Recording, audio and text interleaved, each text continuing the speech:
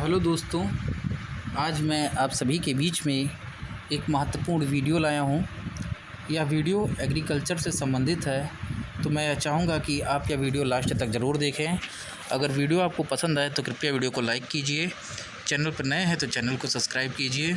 दोस्तों, आज के इस वीडियो में हम लोग जेनेटिक्स के अंतर्गत प्लांट ब्रीडिंग के बारे में देखने वाले हैं।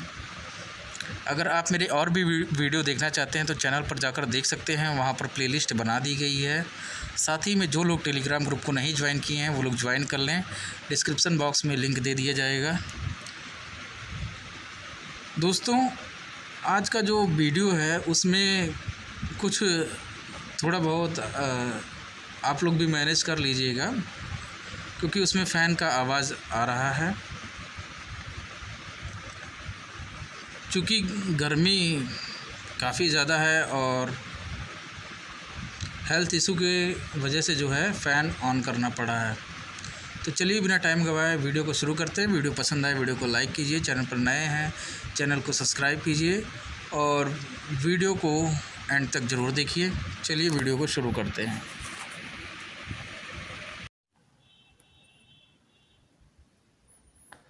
पादप प्रजनन प्लांट ब्रीडिंग। तो पादप प्रजनकों का योगदान, जिसमें पहला योगदान आता है थॉमस फेयरचाइल्ड 1717 में। इन्होंने क्या किया था, डायंथस का स्वीट विलियम कॉर्नेशन प्रजातियों के बीच पहला अंतर प्रजातीय संकर विकसित किया गया। तो थॉमस फेयरचाइल्ड 1717 द्वारा क्या किया गया, डायंथस का स्वीट विलियम और कॉर्नेशन प्रजातियों के बीच पहला अंतर प्रजातीय संकर विकसित किया गया। फिर आते हैं रिम्पू 1890 में।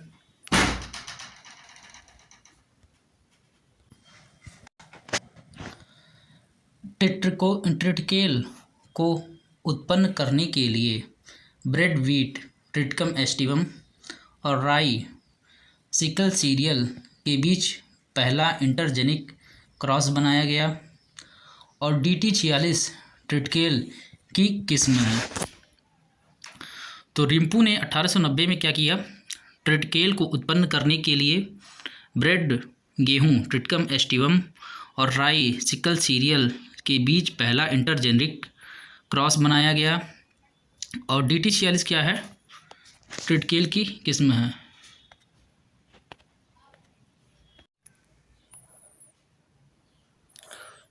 जोन्स DF 1917 में इन्होंने क्या किया था, तो मक्का में डबल क्रॉस बनाया। मक्का हाइब्रिड के विकास में आनुवंशिक पुरुष बांझपन का इस्तेमाल किया। तो जोन्स DF 1917 में क्या किया, मक्का में डबल क्रॉस बनाया, मक्का हाइब्रिड के विकास में आनुवंशिक पुरुष बांझपन का इस्तेमाल किया। अगले बेबीलोन आते हैं। NI उत्पत्ति केंद्र क्या था, बेबीलोन, और बेबीलोन के द्वारा दिया गया फसल विविधता के 8 मुख्य केंद्र और 3 उपकेंद्र की पहचान किया गया। तो बेबीलोन NI उत्पत्ति केंद्र बेबीलोन जो है बेबीलोन के द्वारा दिया गया और फसल विविधता के 8 मुख्य केंद्रों और 3 उपकेंद्रों की पहचान की गई।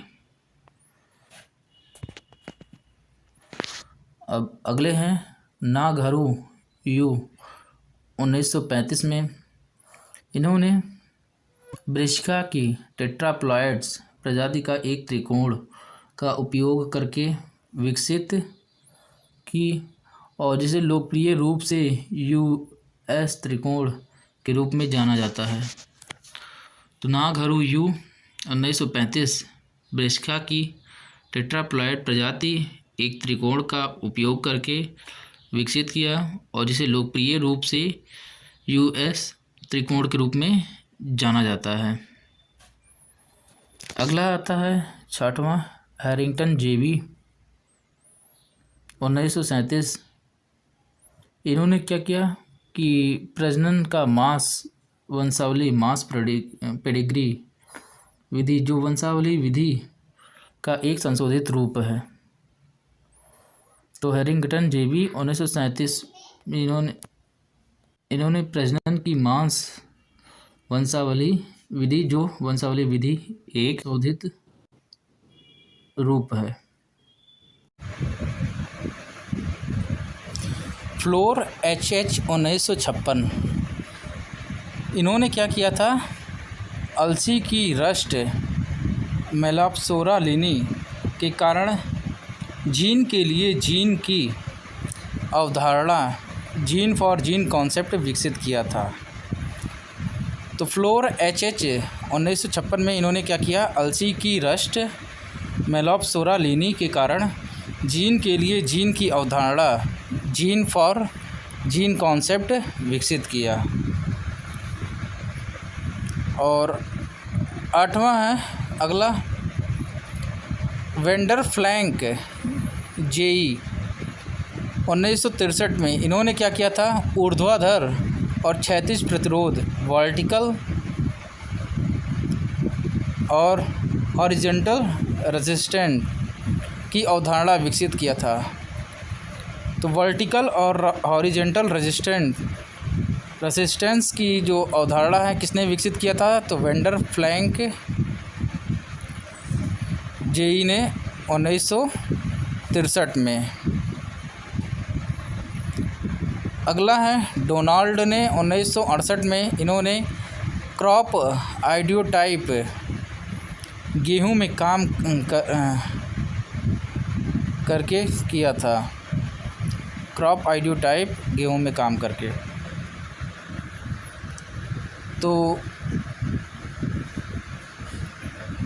पहले आते हैं थॉमसन फेयरचाइल्ड 1717 में, डायंथस का स्वीट विलियम और कनेक्शन प्रजाति के बीच पहला अंतर प्रजातीय इंटर स्पेसिफिक संकर जो है विकसित किया गया। इनके बाद रिम्पू आते हैं 1890 में, ट्रिटकेल को उत्पन्न करने के लिए ब्रेड गेहूं, ट्रिटिकम एस्टिवम और राई सिकल सीरियल के बीच पहला इंटरजेनरिक क्रॉस बनाया। और DT 46 ट्रिटकेल की किस्म है। अगला DF जोन्स आते हैं 1917 में, तो मक्कर के डबल क्रॉस बनाया और मक्का हाइब्रिड के विकास में आनुवांशिक पुरुष बांझपन का इस्तेमाल किया। अगला वेबिलियन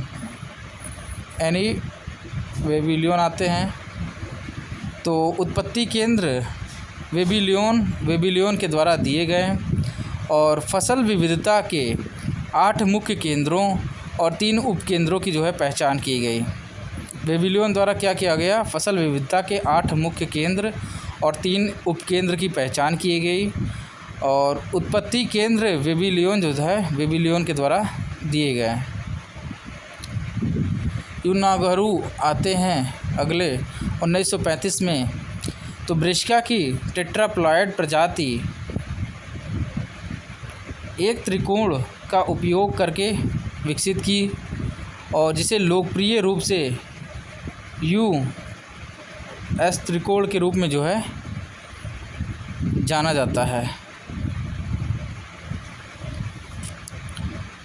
और अगले हैं हैरिंगटन 1937 में, तो प्रजनन की मास वंशावली यानी कि मास पेडिग्री विधि जो वंशावली विधि का एक संशोधित रूप है। अगले फ्लोर आते हैं 1956 में, उन्होंने क्या किया था, तो अलसी की रस्ट मेलाप्सोरा लिनी के कारण जीन के लिए जीन की अवधारणा विकसित किया। अगले वेंडर फ्लैंक आते हैं 1963 में, तो ऊर्ध्वाधर और क्षैतिज प्रतिरोध, वर्टिकल और हॉरिजॉन्टल रेजिस्टेंट की अवधारणा जो है विकसित किया। अगले डोनाल्ड आते हैं, क्रॉप आइडियोटाइप गेहूं में काम करके 1968 में। अब प्रजनन के तरीके, तो जिसमें पहला आता है शुद्ध पंक्ति चयन आता है, जिसको प्योर लाइन सिलेक्शन कहते हैं, जोहानसन द्वारा किया गया। एकल स्वपरागण वाले समरूप पौधे के समरूप संतान का संदर्भ देता है। तो ये क्या देता है? एकल स्वपरागण वाले समरूप पौधे के समरूप संतान के संदर्भ देता है। और एकल श्रेष्ठ पौधे की पहचान और अलगाव के माध्यम से नई किस्म का विकास शुद्ध लाइन चयन या व्यक्तिगत पादप चयन के रूप में जाना जाता है। और यह विधि आमतौर पर स्वपरागण वाली प्रजातियों के लिए उपयोग की जाती है, जैसे जौ हो गया, गेहूँ हो गया। तो शुद्ध पंक्ति चयन, इसमें क्या होता है कि एक स्वपरागण वाले समरूप पौधे के समरूप संतान का संदर्भ देता है। और एकल श्रेष्ठ पौधे की पहचान और अलगाव के माध्यम से नई किस्म का विकास शुद्ध लाइन चयन या व्यक्तिगत पादप चयन के रूप में जाना जाता है। और आमतौर पर स्वपरागण वाली प्रजातियों में उपयोग किया जाता है यह, जैसे जौ हो गया और गेहूँ हो गया। अगला आता है बड़े पैमाने पर चयन, मास सिलेक्शन। इसमें क्या होता है कि फसल सुधार की एक विधि का संदर्भ देता है, जिसमें व्यक्तिगत पौधों को मिश्रित आबादी से फेनोटाइप के आधार पर चुना जाता है। व्यक्तिगत पौधों को मिश्रित जो आबादी है वहाँ से जो है फेनोटाइप के आधार पर चुना जाता है।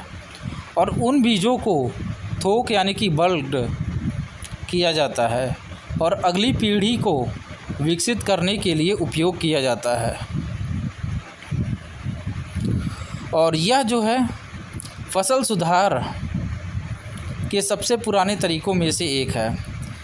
कई जगह पूछ लेता कि फसल सुधार के सबसे पुराने तरीके में से कौन सी विधि है, तो उसमें ऑप्शन के तौर पर मास सिलेक्शन रहता है, तो वही करेक्ट आंसर रहता है। ये इम्पॉर्टेंट पॉइंट है।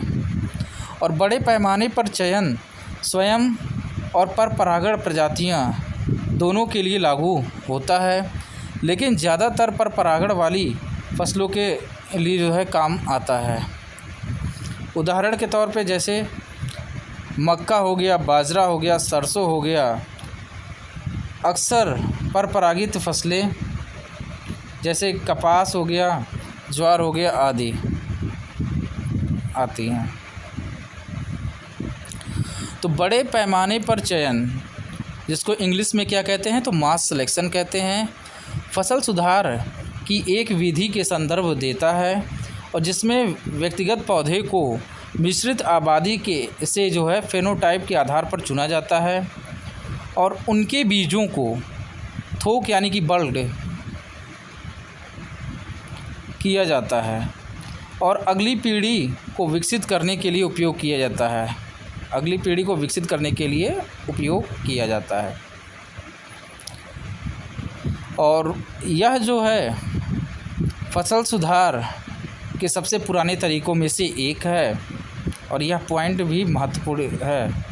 और बड़े पैमाने पर चयन स्वयं और परपरागण प्रजाति दोनों के लिए लागू होता है, लेकिन ज़्यादातर परपरागण वाली फसलों के लिए काम में आता है। ज़्यादातर किस में यूज आता है, तो परपरागण वाली फसलों के काम में आता है। और जैसे मक्का, बाजरा, सरसों और अक्सर जो है परपरागित फसलें कपास, ज्वार आदि में। अब अगला आता है क्लोनल चयन। तो इसमें अलैंगिक प्रजनन द्वारा प्राप्त एकल पौधे की संतान को क्लोन के रूप में जाना जाता है। अलैंगिक प्रजनन द्वारा जो प्राप्त एकल पौधे हैं की संतान को क्लोन के रूप में जाना जाता है। ऐसी फसलें जो अलैंगिक या वनस्पतिक साधनों द्वारा प्रसारित की जाती हैं और जिन्हें अलैंगिक रूप से प्रसारित या वनस्पतिक या क्लोनल फसलों के रूप में जाना जाता है। तो क्लोनल चयन में क्या होता है, अलैंगिक प्रजनन द्वारा प्राप्त एकल पौधे की संतान को क्लोन के रूप में जाना जाता है और ऐसी फसलें जो अलैंगिक या वनस्पतिक साधनों द्वारा प्रसारित की जाती हैं जिन्हें अलैंगिक से प्रसारित या वनस्पतिक या क्लोनल फसलों के रूप में जाना जाता है।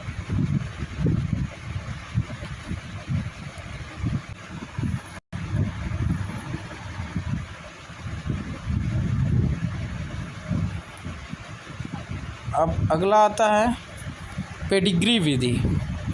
तो पेडिग्री एक व्यक्तिगत चयनित पौधे के वंश के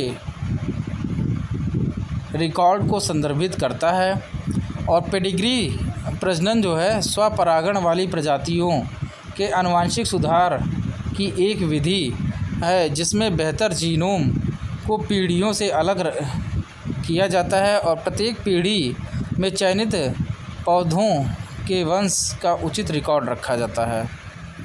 तो पेडिग्री क्या होता है, एक व्यक्तिगत चयनित पौधे के वंश के रिकॉर्ड के रूप में जो था संदर्भित करता है। पेडिग्री क्या होता है, एक व्यक्तिगत चयनित पौधे के वंश के रिकॉर्ड को संदर्भित करता है और पेडिग्री प्रजनन स्वपरागण वाली प्रजातियों के आनुवंशिक सुधार की एक विधि है और जिसमें बेहतर जीनोम को पीढ़ियों से जो है अलग किया जाता है। बेहतर जीनोम को पीढ़ियों से अलग किया जाता है और प्रत्येक पीढ़ी में चयनित पौधे के वंश का जो है उचित रिकॉर्ड रखा जाता है। और अनुप्रयोग में क्या है इसके, तो यह व्यापक रूप से जो है नई किस्मों के विकास के लिए स्वपरागण प्रजातियों के सुधार के लिए उपयोग किया जाता है, जबकि परपरागित किस्मों में इनब्रेड लाइनों के विकास में इसका उपयोग किया जाता है।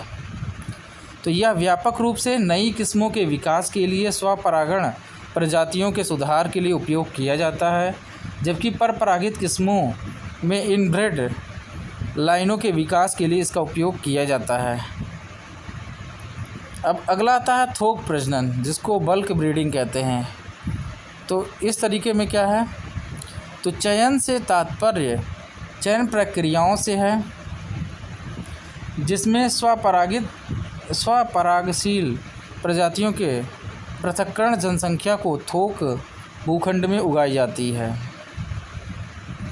और इस विधि को जनसंख्या विधि के रूप में भी जाना जाता है और इस पद्धति का उपयोग स्वपरागण वाले फसल पौधों के आनुवंशिक सुधार के लिए किया जाता है। तो थोक प्रजनन बल्क ब्रीडिंग के तरीके में क्या है, तो चयन से तात्पर्य चयन प्रक्रियाओं से है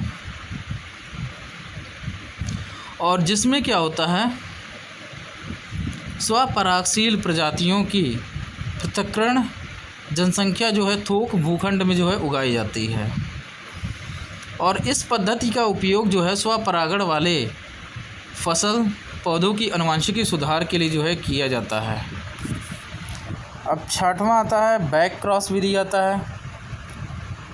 तो बैक क्रॉस विधि में क्या होता है, अपने पैतृक पेरेंट में से किसी एक के साथ F1 के क्रॉस कराने को संदर्भित करता है। तो बैक क्रॉस विधि में क्या होता है, बैक क्रॉस अपने पैतृक यानी कि पेरेंट में किसी एक के साथ F1 के क्रॉस कराने को संदर्भित करता है और जब F1 को सजातीय अभिभावक माता पिता होमोजाइगोस रिसेसिव पेरेंट के साथ क्रॉस किया जाता है तो इसे टेस्ट क्रॉस के रूप में जाना जाता है। जब F1 को सजातीय अभिभावक यानी कि होमोजाइगोस रिसेसिव पेरेंट के साथ क्रॉस कराया जाता है तो इसे क्या कहते हैं, टेस्ट क्रॉस के रूप में जाना जाता है।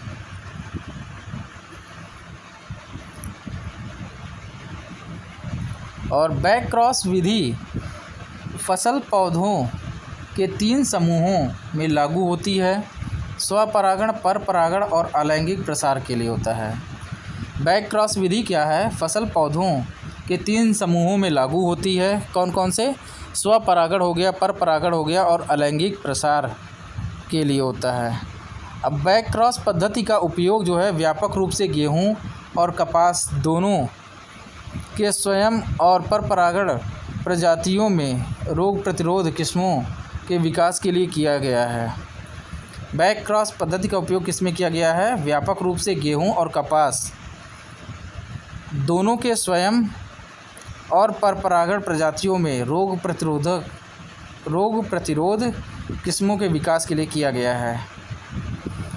और इसका उपयोग जो है अंतर विशिष्ट इंटर स्पेसिफिक जीन हस्तांतरण और स्वपरागण वाली प्रजातियों में बहुस्तरीय किस्मों के विकास के लिए भी किया गया है।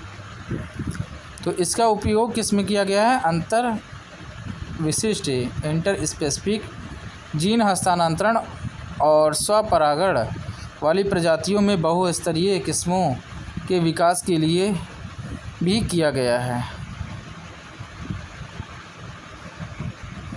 अब 7वां आता है आवर्त चयन आता है, जिसको रिकरेंट सिलेक्शन कहते हैं हम। तो इसमें आनुवांशिक पुनर्संयोजन के लिए चयन करने के लिए चयन के परस्पर क्रियाओं के साथ पीढ़ी के बाद पुनर्संयोजन पीढ़ी के रूप में होता है। यह मूल रूप से क्रॉस परागण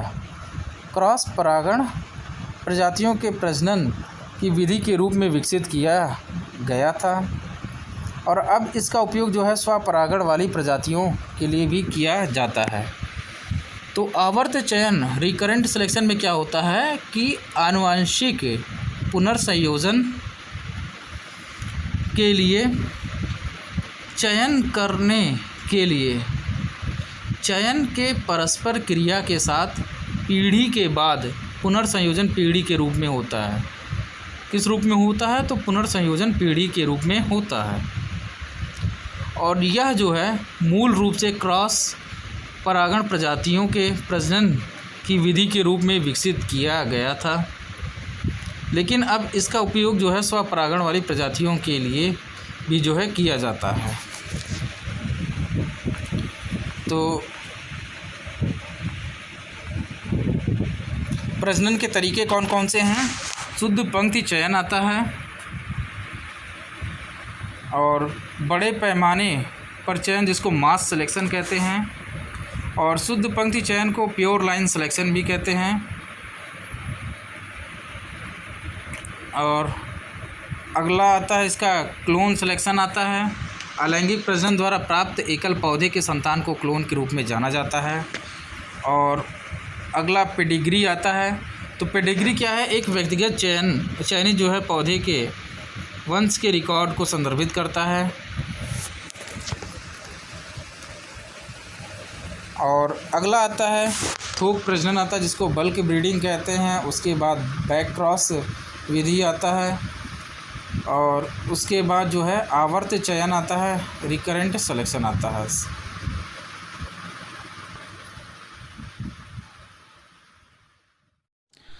तो दोस्तों ये था आज का वीडियो। अगर वीडियो आपको पसंद आए तो कृपया वीडियो को लाइक कीजिए। अगर चैनल पर नए हैं तो चैनल को सब्सक्राइब कीजिए। मिलते हैं हम आपसे अगले वीडियो में। तब तक के लिए टाटा बाय बाय।